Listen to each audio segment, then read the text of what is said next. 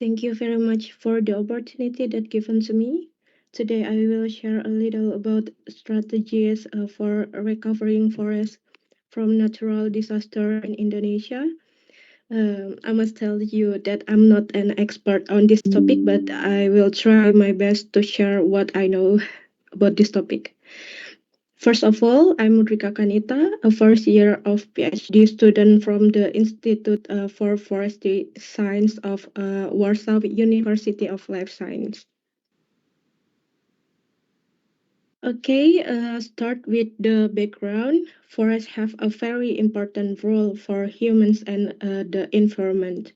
Forests have many functions or use, including economy, ecological, and social function.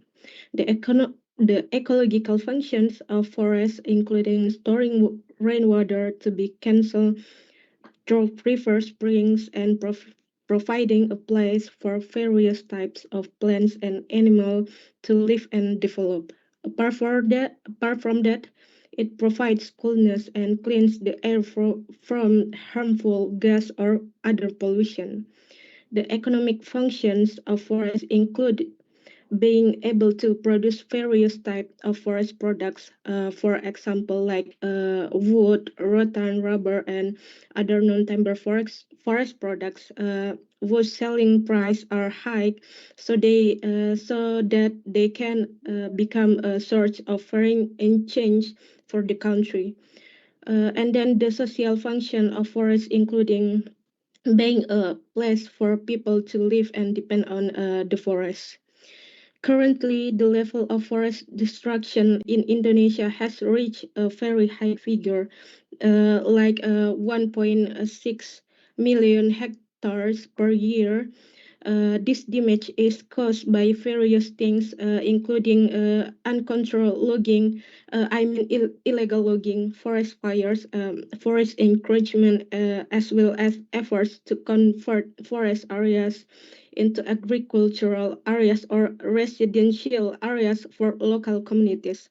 This worrying amount of forest damage will cause of forest destruction are not only the people who live around the forest, but also other have occurred due to current forest destruction include landslide and flash floods, which have claimed many lives, thick smoke, which uh, have affects human health, and a very uncertain climate, such as an increasingly long dry season following by a longer rainy season.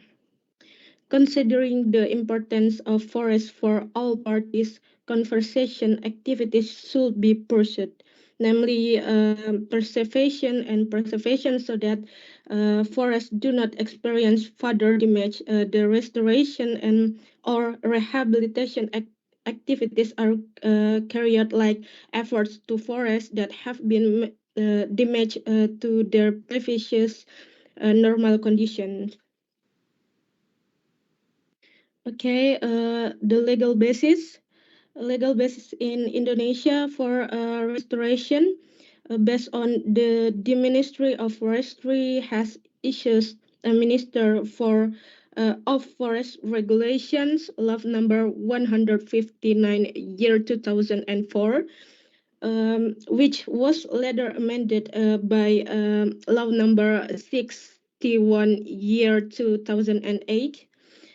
This regulation aims to serve as a guide in regulation the production forest management system through ecosystem restorations.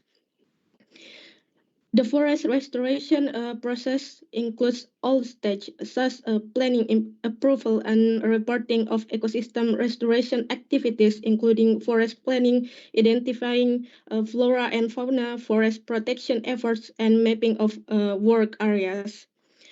Which states the main benefits of forest restoration. The first one is prevent forest fires, and the second one inhibits poaching and create good habits for animals, and then reduce carbon emission for the future. And another benefit will be explained in more detail on the next slide indirectly. And then go to the discussion about restoration activities in Indonesia. I have eight point of this discussion. The first one is arrangement and consolidation of the area in carrying out forest area management, especially in forest restoration area. It's begin with carrying out activities for structuring and strengthening for the area. The aim of structuring and confirming this area is to determine the boundaries of the concessions area as a form of legality for the forest area. And then the second one is work area arrangement. Work area and arrangement is the division of the work area into work blocks, plots, and subplots in accordance with this designation and as a sustainability and forest ecosystem management unit. In its implementation in Indonesia, each concessions permit area is divided into three areas division or zoning. The first one is non-production zones. The second one is protected zones, and the third one is production zones. Non-production zones are areas that are not used for cultivation activities like rivers, lakes, roads, infrastructure, uh, nursery areas, and so on. And then the protection zones are areas destined to protect important ecosystem, including key or endemic or rare animal habitats, uh, preservation or of genetic research, and hydrological function, socio-cultural and religious function in indigenous communities, as well as areas for research and development. And then the third one is production zones are areas is critical areas or empty lands or sharps, large areas and primary forests whose production functions are managed to increase the productivity of flora or trees and fauna or wildlife animal corridors, including cultivation area for social management. And then the next point is periodic forest inventory for ecosystem restoration. Periodic forest inventory ecosystem restoration is an activity to collect data and information about forest condition, including the composition and type of flora and fauna, area utilizing plants and or utilization of environmental service and or utilization of non-timber forest products, which is carried out periodically once a year. And then next point is implementation of the work plan. Implementation of the forest restoration team is divided into parts. The first one is forest management planning, and the second one is forest development. In forest management planning, carrying out planning activities, forest inventory, including minutes, and forest planning. And then for forest development, carrying out seed procurement and nursery maintenance, like planting local commercial trees in unproductive areas, including tree embryology. And then the next point is procurement of seeds. Procurement of seed carried out in preparing nurseries, providing infrastructure and other activities related to seed procurement. And then the next point is planting and curing and reaching plants. Planting activities are prioritized in unproductive forests in areas that have high conservation value. Ecosystem protections are and of high socioeconomic value. The specification for the types of plants used are local superior types that are able to grow quickly natural in open areas, or what are often called pioneer types. The implementation of enrichment activities is prioritized in areas that do not have to sufficient natural sapling regeneration. This aims to improve the species composition, distribution of trees and biodiversity values, with specification for native plant species whose existence is starting to become scarce. And then the next point is plant maintenance. Plant maintenance is divided into types of activities like plant maintenance and aside tree maintenance. Uh, Plant maintenance is plant care work by cleaning plant spots, killing weeds and shed trees, and embroidering dead plants with the aim of maintaining plant and encouraging growth. Maintenance of sighted trees is carried out by thinning activities with the aim of maintaining high growth. And the last point for activity of restorations is forest protection and security. I think it's very important. This part is very important because forest protection and security activities commonly carried out in Indonesia include like fire prevention of illegal cultivation, prevention of illegal logging and wood thief, protection of flora and fauna, control of pests and diseases, protection of springs, and so on. Forest management carried out so far has resulted in increased forest degradation and deforestation in Indonesia.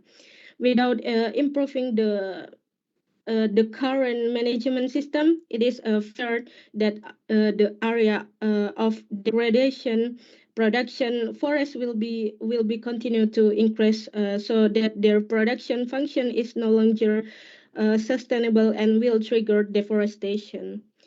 Ecosystem restoration policies are expected to be able to improve the condition of production forests that have been degraded and deforested. The management approach must be collaborative, innovative, and accommodating. The approach that will be taken refers to several principles like carry out adaptive forest management that can be used in a harmonious and coordinate manners, and then involve local stakeholder in forest management, and then providing certainty of local community access to non-timber forest products, and then yeah, that's 8 point for activity we doing for restoring in Indonesia. And then move to condition for success of restoration and or rehabilitation efforts. In order for the match forest restoration and or rehabilitation efforts to be successful, there are several conditions that we must be made.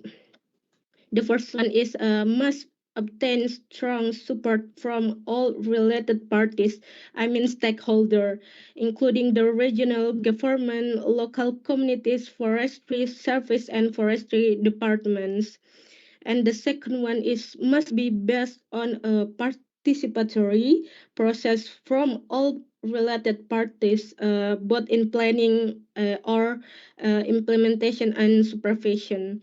And then the right and obligation of all related parties must be clear, discussed, dedicated, and implemented.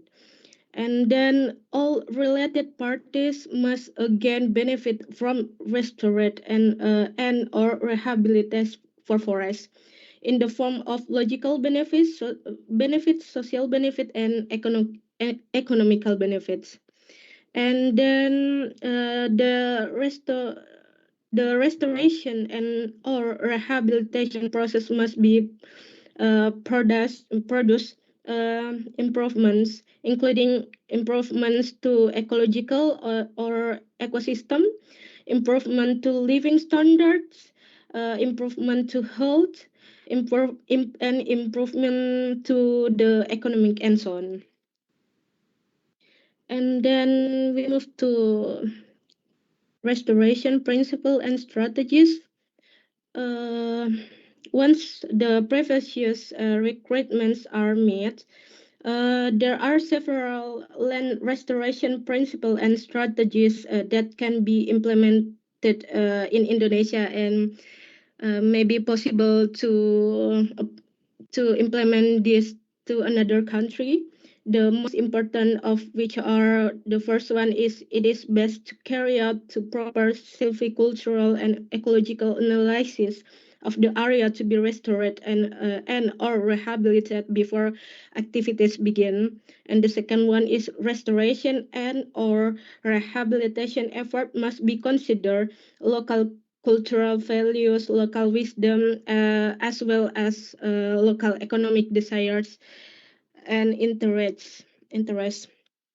And then restoration and or rehabilitation effort must consider the interest of maintaining and restoring existing biodiversity.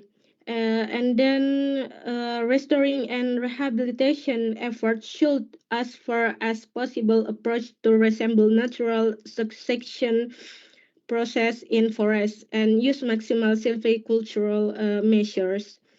And then management of the forest stands that are from should have multi-purpose objectives.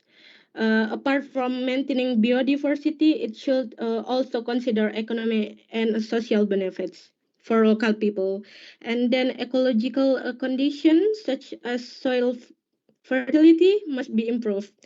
And then the last one, several things that can cause damage to crops or forests must be prevented, such as fire, pests, and disease. And then the last slide is conclusion. The conclusion is that apart from planting efforts as the main activity for restoring damaged forests, planting must always be monitored and supervised. Maintenance is important, especially in the early planting period, because young plants are usually still weak, so they die easily in the field. The recommend management system is adaptive. That is, it can always adapt to change, be they changing times or interests and trends. In this way, restoration and rehabilitation efforts will be successful, I think. That's all for me. Thank you for all your attention.